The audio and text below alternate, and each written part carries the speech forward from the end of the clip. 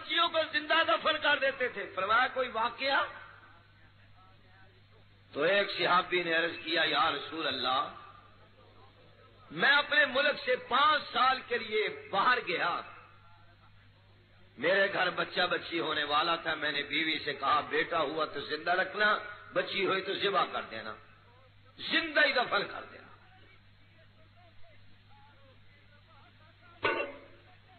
میرے ہاں میرے بعد بچی ہوئی, 5 سال کے بعد میں آیا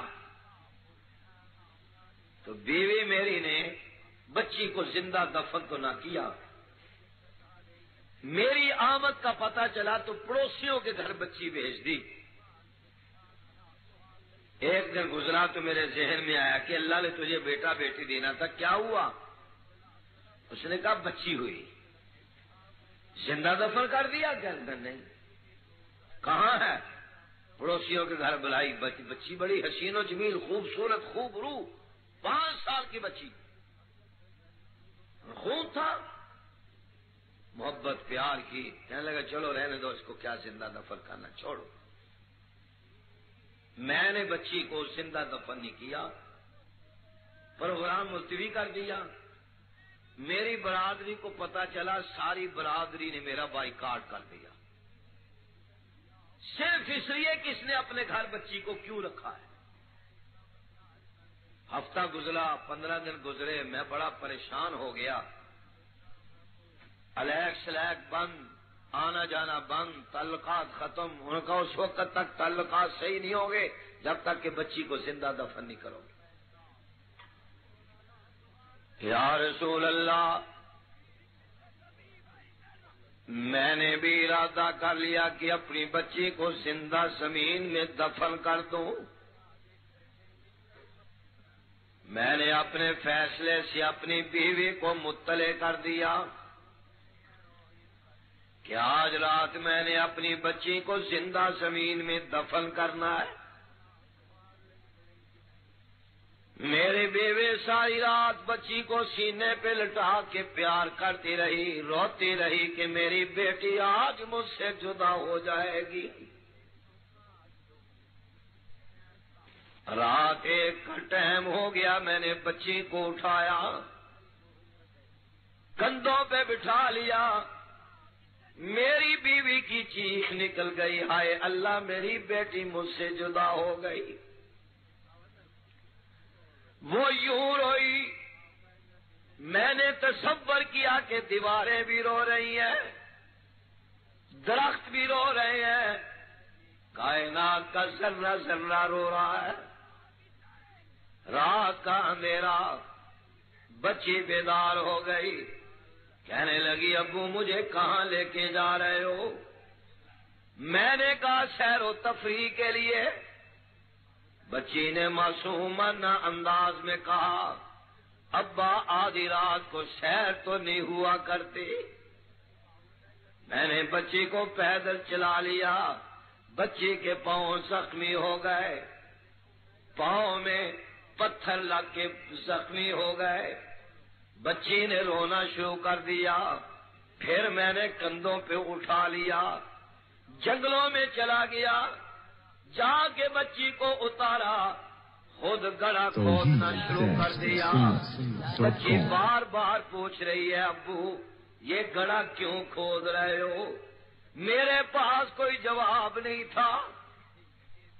اتنا گڑھا جو ہو گیا, میں گڑھے سے باہر آیا, چاروں طرف میں نے نگاہ دوڑائی, میرے اس عمل کو کوئی دیکھنے والا تو نہیں.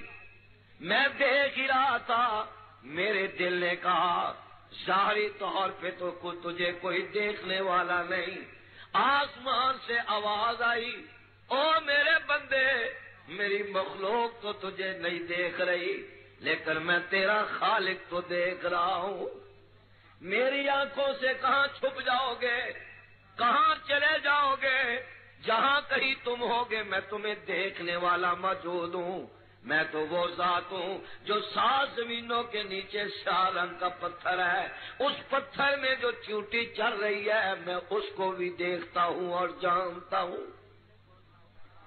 میری نگاہ سے تم چھپ نہیں سکتے, اس لیے کہ میں ہر جگہ موجود ہوں.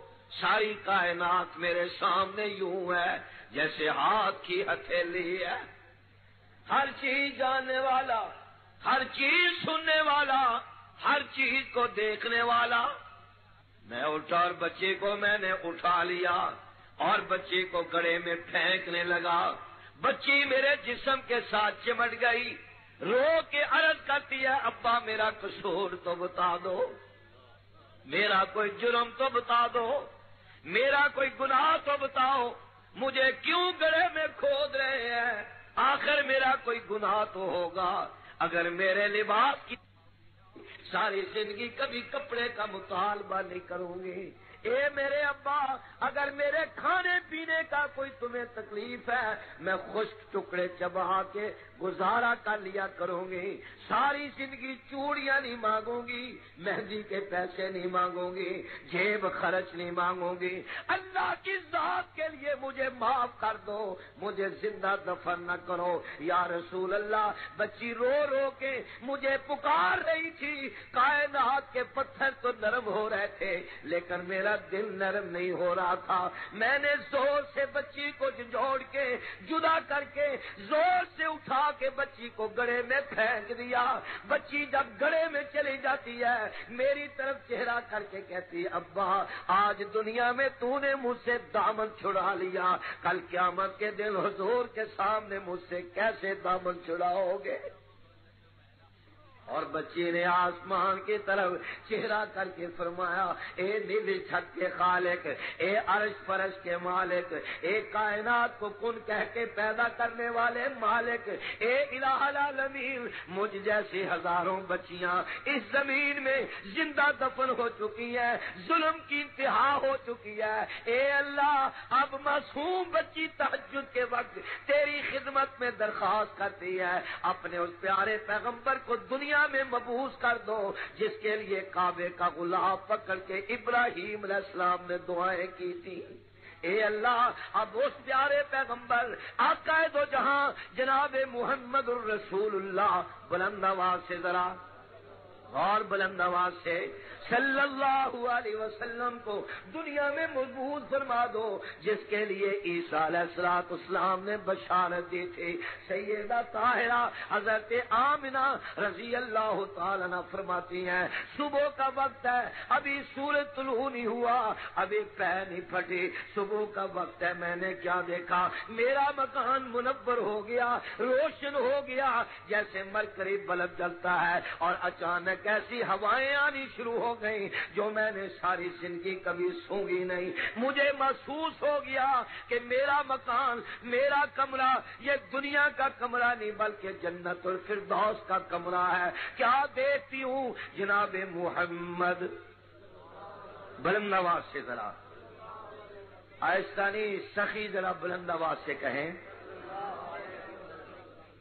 اور بلند آواز سے، جناب محمد الرسول اللہ صلی اللہ علیہ وسلم پیدا ہو گئے۔ لوگوں کے گھر بچے پیدا ہوتے ہیں، گھر میں بدبو پھیل جاتی ہے، میرا محمد پیدا ہوا صلی اللہ علیہ وسلم، میرے گھر میں خوشبو ہو گئی، جنت کی ساری مہک میرے کمرے میں آ گئی۔ لوگوں کے بچے پیدا ہوتے ہیں، پیدا ہونے کے بعد رونا شروع کر دیتی ہے، میرا بچہ محمد صلی اللہ علیہ وسلم پیدا ہوئے، روئے نہیں بلکہ آسمان کی طرف چہرہ کر کے مسکرا پڑے، پھر اللہ کے حضور سجدے میں سر رکھ دیا۔ میں حیران ہو گئی، الہ العالمین لوگوں کے بچے تو روتے ہیں، میرا بچہ مسکراتا ہے۔ آواز آئی آمنہ غم نہ کرو، تیرا بیٹا محمد اس کے لیے میں نے مبعوث کیا، جو روئے گا ان کو یہ مسکرانے کے لیے آ گیا ہے۔